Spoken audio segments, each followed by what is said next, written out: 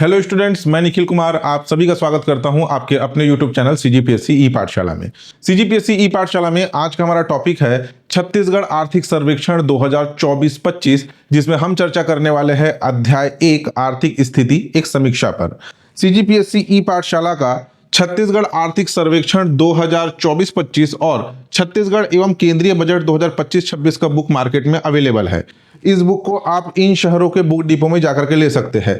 यहाँ पे शहरों के नाम, बुक डिपो के नाम, उनके कॉन्टैक्ट नंबर दिए गए हैं। साथ ही साथ आप हमारे mobile app CG books cart में भी जाकर के हमारे इस आर्थिक सर्वेक्षण के बुक को ऑनलाइन ऑर्डर कर घरों में फ्री होम डिलीवरी सर्विस के माध्यम से मंगा सकते हैं। CG books cart mobile app में आपको सीजीपीएससी ई पाठशाला के साथ साथ छत्तीसगढ़ के अन्य कोचिंग इंस्टीट्यूट, अन्य पब्लिकेशन के बुक अवेलेबल हो जाएंगे, जिसे आप घर बैठे ऑनलाइन ऑर्डर कर फ्री होम डिलीवरी सर्विस के माध्यम से मंगा सकते हैं। एक और जानकारी आप लोगों के लिए, सीजीपीएससी ई पाठशाला के द्वारा सहायक विकास विस्तार अधिकारी ADEO का ऑनलाइन टेस्ट सीरीज कंडक्ट कराया जा रहा है। ये टेस्ट स्टार्ट होगा आपका 23 अप्रैल से।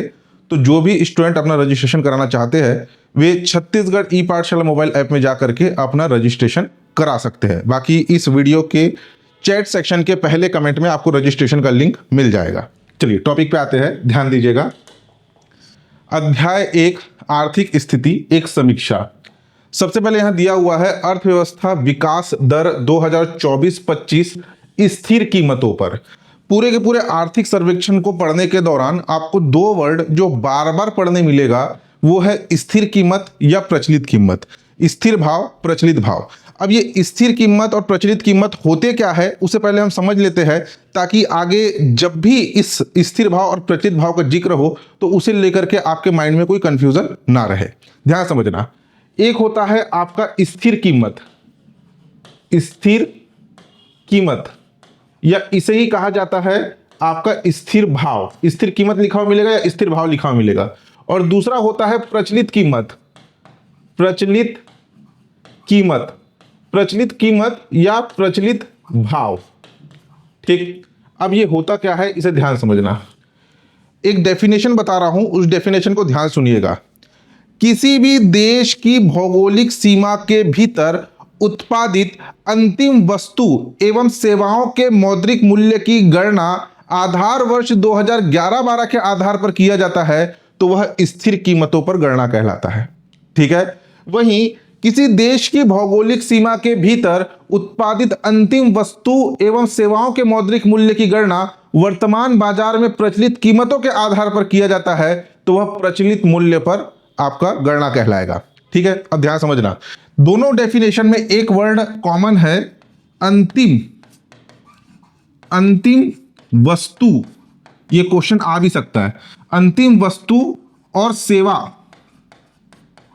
सेवाएं यानी कि सर्विस। ठीक, इसमें वर्ड यूज हो रहा है अंतिम। अंतिम का मतलब, जैसे मैं आपको एग्जांपल दे रहा हूं वस्तु का। वस्तु एक प्रोडक्ट, जैसे कि ये कपड़ा है, कॉटन का कपड़ा है। इस कपड़े को बनाने के लिए सबसे पहले खेतों में कपास की खेती की जाएगी, फिर कपास को उससे कलेक्ट किया जाएगा। कपास को, जो आपका जो कपास है, कपास से उसके धागे बनाए जाएंगे, धागे से कपड़े का थान बनाया जाएगा, कपड़े के बड़े बड़े थान से उसके जो है कटिंग करके टेलर एक कपड़ा सिलेगा और लास्ट में ये कपड़ा मार्केट में बेचने के लिए लाया जाएगा। तो इतने सारे प्रोसेस में हर जगह पैसा इंक्लूड है। चाहे आप कपास की खेती करें उसमें भी कुछ ना कुछ लागत लगेगी, उसके बाद कपास को कलेक्ट करने के लिए मजदूर लगेंगे, उसमें भी लागत लगेगा, कपास से आप धागे निकालेंगे उसमें भी लागत लगेगा, धागे को बुन करके कपड़ा बनाएंगे उसमें भी लागत लगेगा, कपड़े के बड़े बड़े थान को आप ट्रांसपोर्ट करेंगे उसमें भी लागत लगेगा, फिर कपड़े के थान से कपड़ा को कटिंग करके उसको टेलर सिलेगा उसमें भी लागत लगेगा, और जब मार्केट में ये कपड़ा बिकने के लिए आएगा ये कहलाएगा आपका अंतिम वस्तु। तो इतने सारे प्रोसेस में जो कंटिन्यूसली लागत लग रहा है उस सभी को काउंट नहीं किया जाएगा। जब ये मार्केट में फाइनल बिकने के लिए आएगा, जब इसका जो अंतिम प्रोडक्ट बनेगा उसका कैलकुलेशन किया जाता है, वो कहलाता है अंतिम वस्तु और सेवाओं के मौद्रिक मूल्य की गणना। ठीक है, ध्यान समझना। जो डेफिनेशन बोल रहा हूं उस डेफिनेशन समझिएगा। स्थिर कीमत, जैसे कि मैंने कहा, किसी भी देश की भौगोलिक सीमा के भीतर उत्पादित अंतिम वस्तु एवं सेवाओं के मौद्रिक मूल्य की गणना आधार वर्ष 2011-12 के आधार पर किया जाता है। प्रचलित कीमत पर किसी भी देश के भौगोलिक सीमा के भीतर उत्पादित अंतिम वस्तु एवं सेवाओं के मौद्रिक मूल्य की गणना वर्तमान प्रचलित कीमतों पर, यानी कि हम आर्थिक सर्वेक्षण पढ़ रहे हैं आपका 2024-25 के कीमतों पर किया जाता है, तो ये प्रचलित कीमतों पर कहलाता है। ठीक है, किसी भी देश की भौगोलिक सीमा के भीतर, यानी कि ये जो हमारा भारत का नक्शा है कुछ इस प्रकार से, ऐसी रफ बना रहा हूं, ठीक है, तो इसकी जो भौगोलिक सीमा है, इस भौगोलिक सीमा के भीतर उत्पादित अंतिम वस्तु और सेवाएं, अंतिम वर्ड को ध्यान रखना, ठीक है, कई बार जो है आपका सिंगल वन लाइनर क्वेश्चन आएगा तो इससे भी रिलेटेड आ सकता है। किसी भी देश के भौगोलिक सीमा के भीतर उत्पादित अंतिम वस्तु एवं सेवाओं के मौद्रिक मूल्य की गणना आधार वर्ष पर किया जाता है, आधार वर्ष 2011-12 पर किया जाता है, तो वो स्थिर कीमतों पर गणना कहलाता है। वहीं किसी भी देश के भौगोलिक सीमा के भीतर उत्पादित अंतिम वस्तु एवं सेवाओं के मौद्रिक मूल्य की गणना वर्तमान बाजार पर प्रचलित कीमतों पर किया जाता है, तो वो प्रचलित कीमतों पर आपका गणना कहलाएगा। अब स्थिर कीमत और प्रचलित कीमत, इन दोनों के बीच में अंतर क्या होता है? इन दोनों के बीच का अंतर होता है महंगाई का। महंगाई, इन्फ्लेशन। महंगाई कैसे?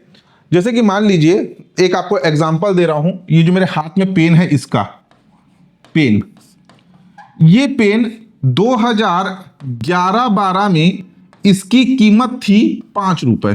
5 रुपए का ये एक पेन आता था, और अभी 2024-25 में इस पेन की कीमत हो गई आपका 20 रुपए।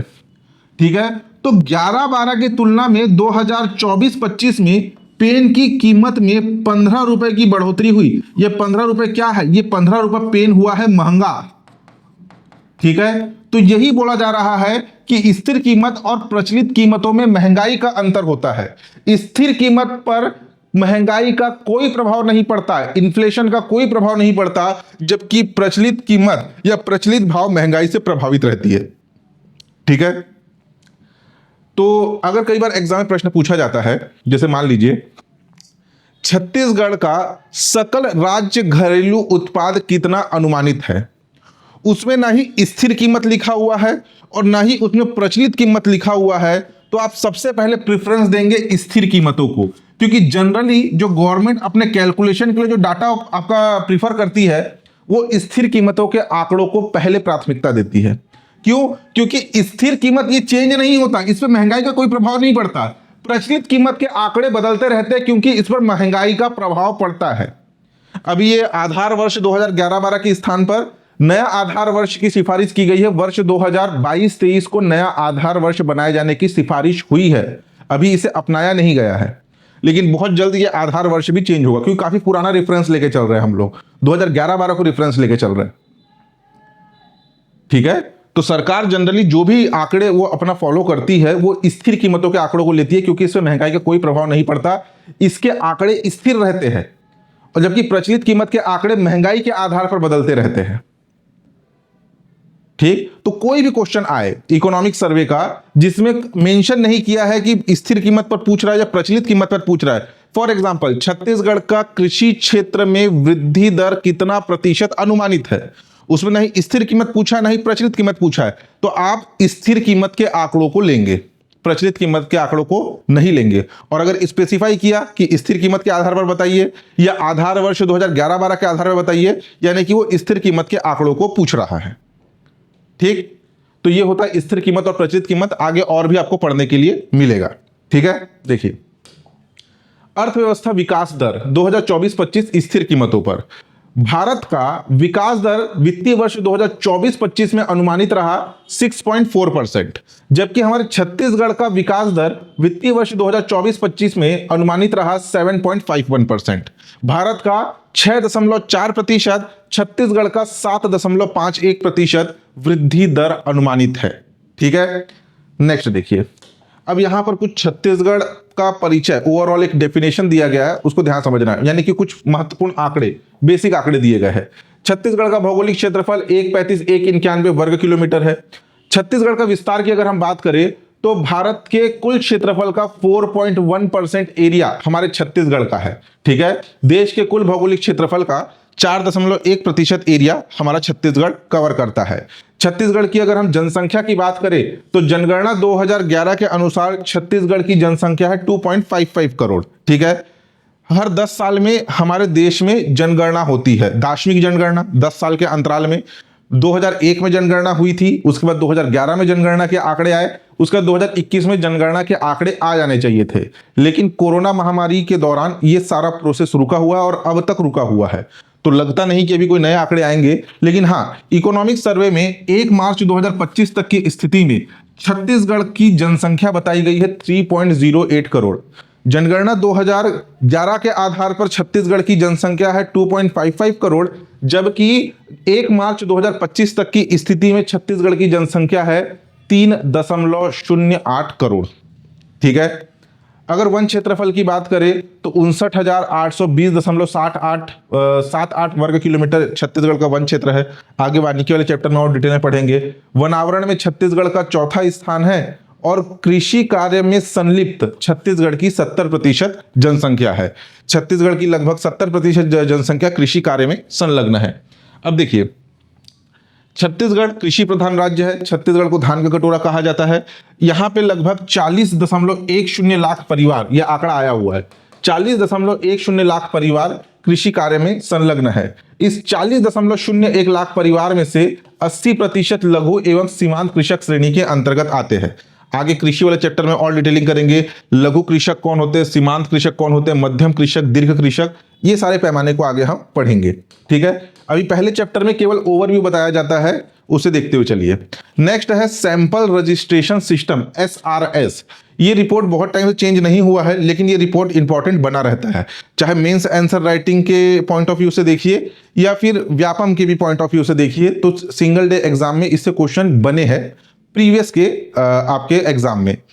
देखिए, SRS sample registration system report, एक है आपका मातृत्व मृत्यु दर MMR, जिसमें 2018-20 के आंकड़े बताए गए हैं। आंकड़े पुराने हैं लेकिन अभी भी इसका इंपॉर्टेंस बना हुआ है।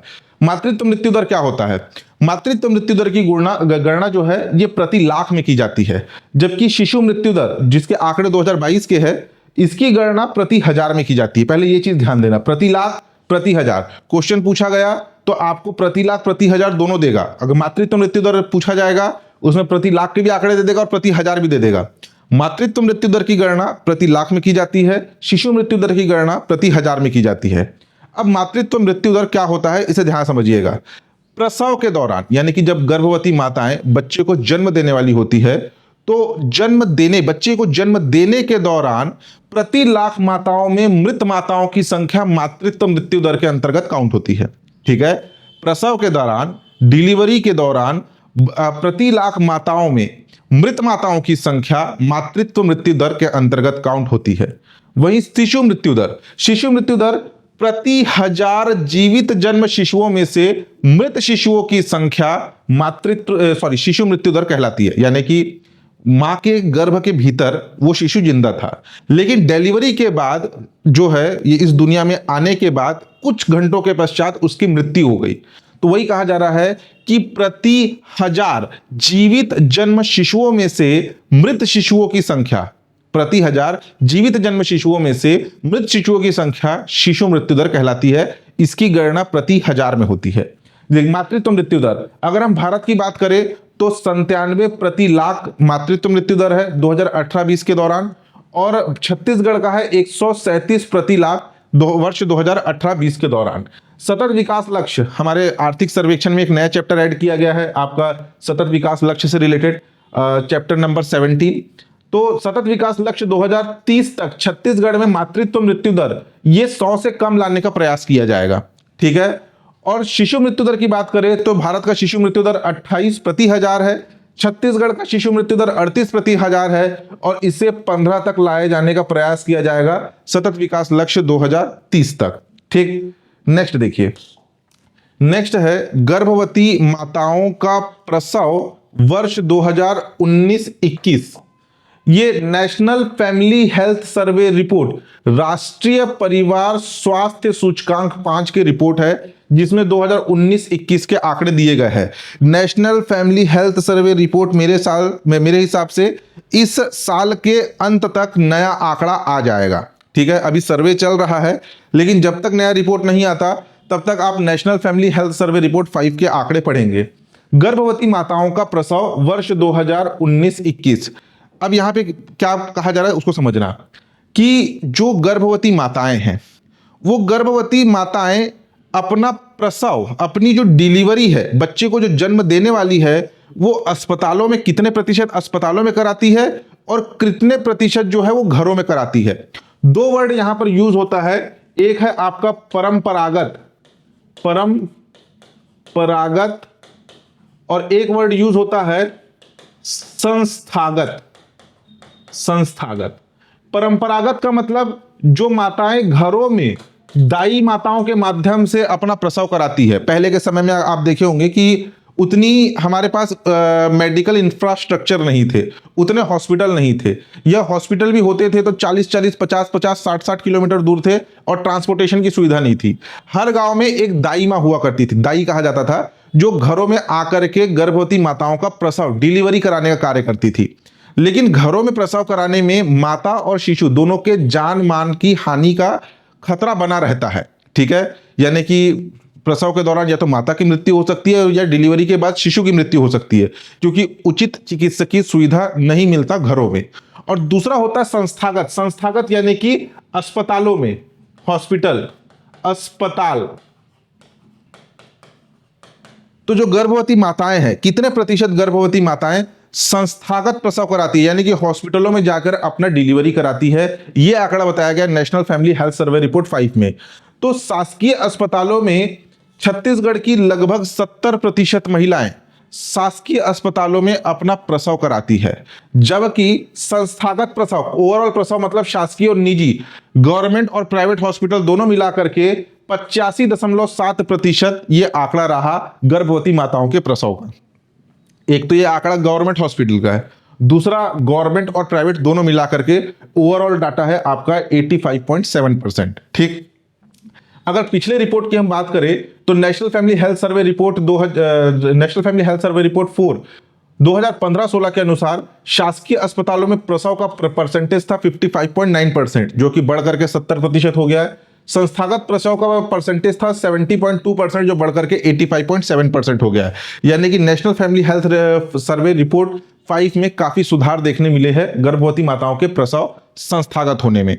ठीक है, national family health survey report 5 के अनुसार प्रदेश के अस्पतालों में प्रसव कराने के प्रतिशत में वृद्धि हुई है।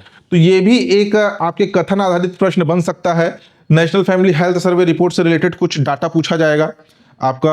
आगे हम स्वास्थ्य वाले चैप्टर में पूरा का पूरा national family health survey report 5 के और भी डाटा पढ़ेंगे। उसमें से एक कथन डाल देगा कि राष्ट्रीय परिवार स्वास्थ्य सूचकांक 2019-21 के अनुसार प्रदेश के अस्पतालों में प्रसव कराने के प्रतिशत में कमी दर्ज की गई है। तो ये कथन क्या होगा? ये कथन होगा आपका असत्य। ठीक है, नेक्स्ट देखिए, अब जो हम यहां पर टेबल पढ़ने वाले हैं, ये टेबल आपके लिए बहुत इंपॉर्टेंट है। साल भर होने वाले एग्जाम में आपको इस टेबल से क्वेश्चन देखने के लिए मिलेगा ही। अगर आर्थिक सर्वेक्षण से क्वेश्चन पूछे जाने की संभावना रहती है तो पहला प्रेफरेंस आपका इस टेबल में जो हम आंकड़े पढ़ेंगे उन आंकड़ों को पहला प्रेफरेंस दिया जाता है। यहां पे टेबल बना है, पहला है कॉलम जिसमें आपके कृषि, उद्योग क्षेत्र, सेवा क्षेत्र ये आंकड़े बताए गए हैं। दूसरा अनुमानित प्रतिशत वृद्धि दिया गया है वित्तीय वर्ष 2024-25 के लिए। विगत 13 वर्षों में यानी कि 2012-13 से लेकर के 2024-25 के दौरान पिछले 13 वर्षों में औसतन एवरेज वृद्धि दर क्या रही कृषि क्षेत्र में, और 5 वर्षों में प्रतिशत वृद्धि 2019-20 से लेकर के 2023-24 के दौरान अनुमानित प्रतिशत वृद्धि क्या रही अलग अलग वर्षों में, ये आंकड़े यहां पर दर्शाए गए हैं। सबसे पहले कृषि क्षेत्र। कृषि क्षेत्र में वित्तीय वर्ष 2024-25 में अनुमानित वृद्धि दर, देखिए ये आंकड़े किसमें है? ये स्थिर कीमतों पर आंकड़े हैं। आपको अभी स्थिर कीमतों के आंकड़ों को ही सबसे पहले पढ़ना है, क्योंकि क्वेश्चन पूछा गया तो मैक्सिमम चांसेस है कि स्थिर कीमतों से ही पूछा जाएगा। प्रचलित कीमतों को उतना इंपॉर्टेंस नहीं दिया जाता। तो स्थिर कीमतों पर वित्तीय वर्ष 2024-25 के लिए अनुमानित वृद्धि दर रहा 5.38%, 5.38% अनुमानित वृद्धि दर है।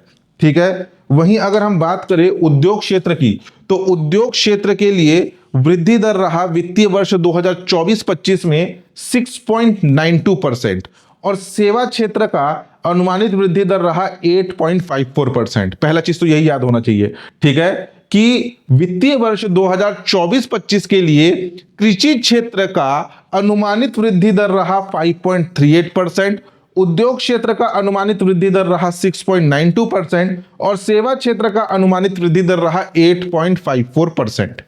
ठीक है, ये तीनों आंकड़े काफी इंपॉर्टेंट है वित्तीय वर्ष 2024-25 के अनुमानित प्रतिशत वृद्धि वाले, इससे क्वेश्चन पूछे जाने की संभावना बहुत रहती है। बाकी इधर के दो कॉलम को आप उतना मतलब इंपॉर्टेंस नहीं देंगे तो भी चलेगा, इससे rare of the rarest case में क्वेश्चन पूछा जाएगा। लेकिन ये पहला, ये जो आपका सेकंड वाला कॉलम है, कृषि क्षेत्र में अनुमानित वृद्धि दर प्रतिशत, उद्योग क्षेत्र में अनुमानित वृद्धि दर प्रतिशत और सेवा क्षेत्र में अनुमानित वृद्धि दर प्रतिशत, इससे क्वेश्चन बनते हैं। ठीक है, देखिए अब हम बात करेंगे कि विगत 13 वर्षों में, यानी कि 2012-13 से लेकर के 2024-25 के बीच में, पिछले 13 वर्षों में औसतन यानी कि एवरेज क्या वृद्धि दर रहा अलग अलग क्षेत्रों में।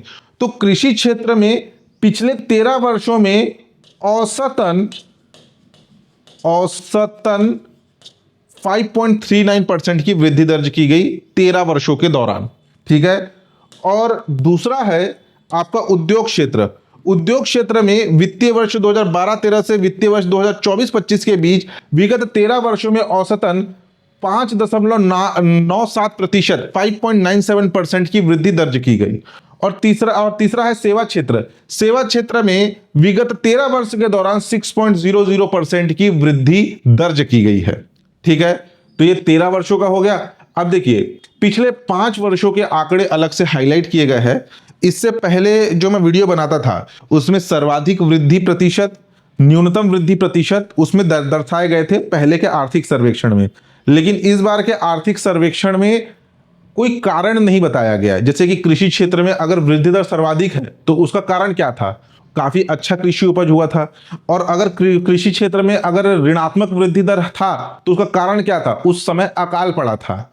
उद्योग क्षेत्र में ऋणात्मक वृद्धि दर का कारण क्या था, कोरोना काल था। लेकिन इस बार के आर्थिक सर्वेक्षण में ऐसा कुछ भी स्पेसिफाई नहीं किया है, इसलिए 5 वर्ष के मैंने यहाँ पे कैलकुलेशन लिख दिए हैं। जैसे कि 19-20 में 5.22% कृषि क्षेत्र में वृद्धि दर रहा, 20-21 में 4.77, 21-22 में 4.51, 22-23 में 8.83 और 23-24 में 3.03% वृद्धि रही। ज्यादा से ज्यादा अगर क्वेश्चन पूछा गया तो क्या पूछा जाएगा कि वर्ष 2019-20 से वर्ष 2023-24 के दौरान पिछले 5 वर्षों में, ठीक है, अगर इसको भी इंक्लूड कर दे, वित्तीय वर्ष 2019-20 से लेकर के वर्ष 2024-25 के दौरान कृषि क्षेत्र में किस वित्तीय वर्ष में सर्वाधिक वृद्धि दर्ज की गई। तो सर्वाधिक वृद्धि यहां पर दिख रहा है वित्तीय वर्ष 2022-23 में। यह क्वेश्चन अलग से शायद बन सकता है। ठीक, वैसे ही अगर हम उद्योग क्षेत्र की बात करें तो उद्योग क्षेत्र में 19-20 में आपका 2.27%, 20-21 में 3.77%, 21-22 में 5.35%, 22-23 में 3.30% और 23-24 में 4.87%। ये आपका उद्योग क्षेत्र में पिछले 5 वर्षों में अनुमानित वृद्धि दर रहा। अगर इसमें मैक्सिमम अगर हम देखें तो मैक्सिमम 19-20 से लेकर के 24-25 के दौरान मैक्सिमम आपका 6.92% इस साल 24-25 का ही दिख रहा है। वैसे ही अगर हम सेवा क्षेत्र की बात करें तो सेवा क्षेत्र में भी अलग अलग आंकड़े दिए गए हैं। ठीक है, यहाँ पे इसको देख करके रीड कर लीजिएगा। यहाँ पे मैंने जितनी भी चीजें लिखी है स्क्रीन पे आपको जो दिख रहा है ये हमारे आर्थिक सर्वेक्षण के ही बुक का 2D कॉपी है। ठीक, अगर यहाँ पे कुछ चीजें नहीं दिख रही है तो थोड़ा सा वीडियो क्वालिटी को 720 पिक्सल यूट्यूब सेटिंग में जाकर के 720 पिक्सल कर लीजिएगा, या फिर हमारे आर्थिक सर्वेक्षण के बुक में आपको क्लियरली ये चीजें दिख जाएगी। देखिए इसमें अगर आप मैक्सिमम वृद्धि देखेंगे तो मैक्सिमम वृद्धि आपका वित्तीय वर्ष 2022-23 में 11.31% की वृद्धि देखने के लिए मिलेगी। और ऋणात्मक वृद्धि दर रहा 20-21 में -4.64%, क्योंकि उस दौरान कोरोना का टाइम पीरियड था। ठीक है, बहुत से लोगों की नौकरियां जा रही थी। सेवा क्षेत्र, सर्विस सेक्टर का मतलब जो किसी कार्य में लगे हुए हैं, सर्विस सेक्टर में है, ठीक है, अपनी सेवाएं दे रहे हैं, तो ये ऐसा टाइम पीरियड था जहां पे बहुतों की नौकरियां गई, तो ये ऋणात्मक रहा सेवा क्षेत्र। ठीक, तो इंपॉर्टेंट सब कौन कौन सा ध्यान देना कि कृषि क्षेत्र का अनुमानित वृद्धि दर 2024-25 में 5.38%, उद्योग क्षेत्र का 6.92% और सेवा क्षेत्र का रहा 8.54%। ये परसेंटेज को पहले याद करना है, ठीक है। मैक्सिमम पॉसिबिलिटी है इससे क्वेश्चन बनने की। अब अगर हम बात करें ओवरऑल, यानी कि कृषि क्षेत्र, उद्योग क्षेत्र, सेवा क्षेत्र, सभी को मिलाकर के ओवरऑल छत्तीसगढ़ का सकल राज्य घरेलू उत्पाद स्थिर कीमतों पर 2011-12, ठीक है, स्थिर कीमत 2011-12 के आधार पर अलग अलग वर्षों में क्या क्या रहा। तो अगर जीएसडीपी की बात करें तो छत्तीसगढ़ का ओवरऑल जीएसडीपी वित्तीय वर्ष 2024-25 के लिए 7.51% है, शुरू में ही हम देख चुके हैं। 19-20 में रहा 2.58%, 20-21 में रहा आपका -0.14%, 21-22 में 6.31%, 22-23 में 7.03%, 23-24 में 7.31% और 24-25 में 7.51%। इसमें भी अगर आप ओवरऑल देखेंगे तो भी 24-25 में मैक्सिमम है, और मिनिमम रहा आपका वित्तीय वर्ष 2020-21 में -0.14% कोरोना टाइम पीरियड का, ठीक है। देखिए कई बार क्या होता है, हम आंकड़े पढ़ रहे हैं 2024-25 का, एग्जाम में 2023-24 के भी आंकड़े पूछ सकता है, ऐसे बहुत बार हुआ है, ठीक है। देखिए क्योंकि ना पेपर सेट करने वाले को ही पता है कि आपके इकोनॉमिक सर्वे में 2024-25 के आंकड़ों पर मेन फोकस करेंगे, ठीक। और ऐसे एग्जाम में पूछा भी गया है कि आर्थिक सर्वेक्षण 2024-25 का है, फॉर एग्जांपल उसके एक साल पहले 2023-24 का भी आंकड़ा एग्जाम में आया है। प्रीवियस ईयर के क्वेश्चन पेपर को उठा करके देखिएगा, ठीक। वैसे ही अगर हम बात करें आपका ये प्रश्न पूछा जाएगा कि आर्थिक सर्वेक्षण 2024-25 के अनुसार छत्तीसगढ़ के कृषि क्षेत्र में वित्तीय वर्ष 2023-24 में कितने प्रतिशत वृद्धि दर अनुमानित है। अच्छा, प्रतिशत वृद्धि दर किसको बोला, समझ में आ रहा है कि नहीं। जैसे यहां बताया गया 2024-25 में अनुमानित प्रतिशत वृद्धि दर, अभी आर्थिक सर्वेक्षण 2024-25 है, इसके पिछले साल आपका 2023-24 का आंकड़ा था, तो 2023-24 की तुलना में 2024-25 में छत्तीसगढ़ में कृषि क्षेत्र में कितने प्रतिशत की वृद्धि दर्ज की गई, तो एक साल के दौरान की वृद्धि बता रहा है। अब देखो अगर एग्जाम में क्वेश्चन पूछा गया और आंकड़ा अगर घुमा करके आएगा तो कैसे आएगा। एक तो पहले सिंपल क्वेश्चन पूछेगा कि छत्तीसगढ़ आर्थिक सर्वेक्षण 2024-25 के अनुसार छत्तीसगढ़ के कृषि क्षेत्र में स्थिर कीमतों पर वित्तीय वर्ष 2024-25 के लिए अनुमानित वृद्धि दर कितना है, तो आपका आंसर होगा 5.38%। अब समझना, क्वेश्चन पूछा गया कि छत्तीसगढ़ आर्थिक सर्वेक्षण 2024-25 के अनुसार छत्तीसगढ़ के कृषि क्षेत्र में स्थिर कीमतों पर वित्तीय वर्ष 2023-24 के लिए अनुमानित वृद्धि दर कितना था, तो 3.03%। वैसे ही आपका उद्योग क्षेत्र का, वैसे ही आपका सेवा क्षेत्र का। तो 24-25 के साथ एक ठोक 23-24 के आंकड़ों को भी याद रखिएगा, क्योंकि पहले के एग्जाम में एक साल पहले का भी आंकड़ा पूछा गया है। तो ये था आपका अध्याय 1 आर्थिक स्थिति एक समीक्षा। मैं पूरी कोशिश कर रहा हूं कि जल्दी से जल्दी आर्थिक सर्वेक्षण के और भी वीडियो लेक्चर्स लाऊं, ठीक है। थोड़े थोड़े टाइम में आते जाएंगे। करंट अफेयर के वीडियो पे भी फोकस करना है, इकोनॉमिक सर्वे को भी अभी थोड़ा सा फास्ट लेते हुए चलना है। आपके नेशनल लेवल का जो बजट है, यानी कि केंद्रीय बजट, उसकी वीडियो आए नहीं है, बीच में उसका भी वीडियो लाऊंगा, ठीक है। आज के लिए इतना ही। किसी प्रकार का डाउट हो तो आप नीचे कमेंट करके पूछ सकते हैं। चैनल पे नए तो चैनल को सब्सक्राइब कीजिएगा, लाइक और शेयर जरूर कीजिएगा। धन्यवाद।